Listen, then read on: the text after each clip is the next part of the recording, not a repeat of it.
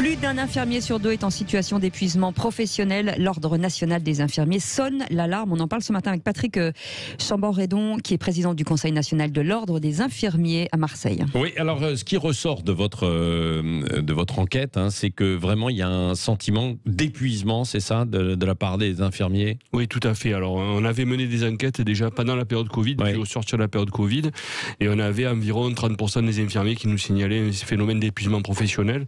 Là, le chiffre a doublé. Les conditions de travail sont décrites comme compliquées, avec une augmentation de la charge, une augmentation des tournées, tant en ville qu'à l'hôpital, moins de personnel, et tout ça, ça entraîne que 40% nous disent qu'ils veulent abandonner la profession. Oui, abandonner. Mais est-ce que c'est pas parce que il y a cette fatigue, quand on est fatigué, excédé, etc., on a envie de tout lâcher? C'est peut-être lié à ce contexte aussi, non? Alors c'est sûr que ça fait partie du contexte, mais il y a aussi le fait que cette épidémie persiste, on n'en voit pas le bout du tunnel, et qu'on se dit il va falloir vivre avec. Donc dans quelles conditions est-ce que ça va continuer à se dégrader, puisque c'est ce qu'on nous raconte, et que finalement on nous dit peut-être, M. Delfrécy nous dit dans un an on sera encore là. Donc on voit bien qu'on ne voit pas nous le bout du tunnel en tant que professionnel, on voit la charge qui augmente, on voit la difficulté de prendre en charge les patients au quotidien, parce que notre charge de travail augmente. Quand on doit avoir des patients, on fait le geste technique, c'est sûr, mais tout ce qui est relationnel, tout ce qui est accompagnement du patient, finalement, ce qui fait la différence, ce qui fait notre humanité, ce que réclame le patient dans sa souffrance, dans sa maladie, on a moins de temps pour le faire. Donc, on voit bien que cet esprit-là est en train de partir. Et puis, autour de tout ça, il y a le travail d'équipe. C'est vrai qu'il y a des tensions sur le personnel, pas que sur les infirmiers, les médecins, les kinés, les sages-femmes, les aides-soignants. Et donc, tout ce travail-là qui permet de se souder, qui a été soudé quand même pendant la période Covid, là maintenant avec ces difficultés, c'est de plus en plus dur. Oui, de plus en plus dur. Alors qu'est-ce qu'il faudrait des effectifs supplémentaires dans certains hôpitaux, des revalorisations salariales? On a vu que le Ségur de la santé avait quand même proposé des augmentations. Je crois que pour une infirmière, un infirmier, grosso modo de 1 600 €, ça représentait 200-300 €, quoi. Alors, le Ségur a été ouvert, on a eu des négociations, moi je n'en faisais pas partie, c'était les syndicats confédérés, mais il y a eu 180 € de données. Donc le premier salaire pour une infirmière, c'est à peu près 1 600 € net. Donc ça fait à peu près 10% du salaire supplémentaire qui sera versé en 2 fois. Les versements ont commencé ce mois-ci, puis l'année prochaine, début d'année prochaine. Donc il y a le volet salarial qui a été un peu traité.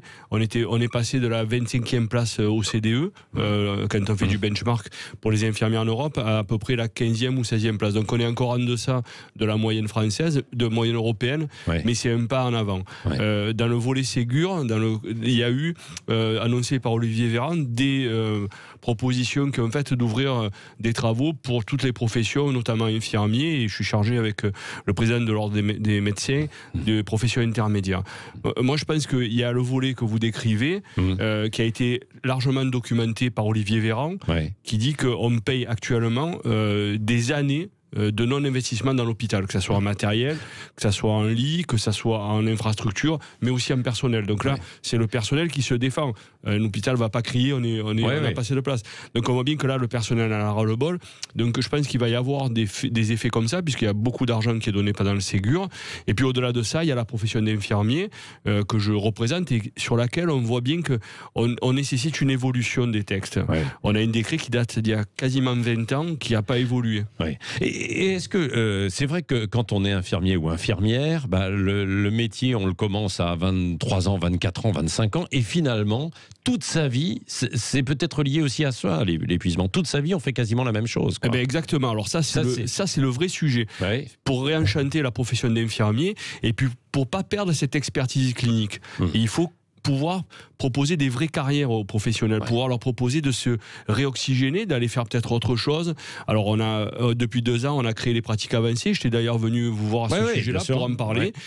Ça, c'est une vraie opportunité d'évolution de carrière qui peut donner un second souffle et de dire on me reconnaît dans ce que je fais, dans ma compétence clinique, pour finalement aller plus loin. Et ça, c'est vraiment un vrai sujet. Je pense que c'est vraiment ça qu'il faudrait aller. Oui, bien sûr, pour revaloriser, entre guillemets, ces carrières à travers ça. On se souvient que beaucoup d'infirmiers et d'infirmières étaient courageux, mais avaient peur en même temps, lors de l'apparition du Covid. On en a parlé avec plusieurs professionnels qui sont venus ici. Et aujourd'hui, est-ce qu'on est plus habitué à vivre avec cette situation sanitaire dans les hôpitaux du côté des infirmiers et infirmières ? Alors déjà, il y a moins de difficultés sur les équipements de protection individuelle, même si ça reste quand même un sujet, notamment à cause du surcoût pour les infirmiers en ville, pour les libéraux, il y a une difficulté. Après, les employeurs ont fait ce qu'il faut, que ce soit public, privé, donc on a le matériel. Après, c'est quelque chose qui est très compliqué parce qu'on ne le voit pas, ce virus, finalement. Il n'y a qu'à le détectant dans le sang ou dans la salive. Donc ça reste une difficulté pour nous. Et ça reste une difficulté parce que les patients aussi nous regardent différemment. Parce qu'ils se disent, est-ce que l'infirmier ne va pas me contaminer ? Donc ça crée une difficulté. Nous, on a eu beaucoup de questionnements là-dessus de la part des professionnels. Et c'est ça. Mais il va falloir qu'on apprenne à vivre ensemble, à vivre ensemble avec ce virus. Parce qu'on voit bien que là, la stratégie du ministère, c'est de casser les chaînes de contamination en attendant un prochain vaccin qu'on espère le plus rapide possible. Mais c'est vrai qu'il faut qu'on arrive à vivre ensemble. Et moi, je vais encore appeler gestes barrières. Je pense que vous le faites. Et vous avez désinfecté tout le plateau, même si c'était marqué qui était avant moi. Ça, ce sont des bons gestes. Non, mais ça, ce sont des bons gestes. Hein. Tout à fait. C'est ça qu'il faut rappeler aux gens, se laver les mains, faire attention, porter un masque. Bon, là, on est très éloigné. Et puis, on a des plexis devant nous. Et puis, bon, il y avait un Marseillais avant. Peut-être que... Juste un petit mot. Est-ce que dans leur vie privée, ils sont encore stigmatisés ou moins qu'avant ? Non, moins qu'avant. C'est vrai que ça a été une période très tragique. En fait, c'était à peu près il y a 6 mois. On a vraiment porté la parole des infirmiers. On a expliqué aux patients que non, mais les infirmiers se protégeaient. Et puis, il y a des bactéries multirésistantes qui existent dans les hôpitaux. On ne les transmet pas de l'un à l'autre. La gale, c'est des pathologies que nous, on ne transmet pas et qu'on a réussi à éteindre. Donc, on est des professionnels de santé compétents qui arrivons à complètement contenir ce type de transmission. Oui, merci Patrick Chamboredon, donc président du Conseil national de l'Ordre des infirmiers, d'être passé ce matin dans les studios de Sud Radio. 8h17, tout de suite, le regard libre d'Elisabeth.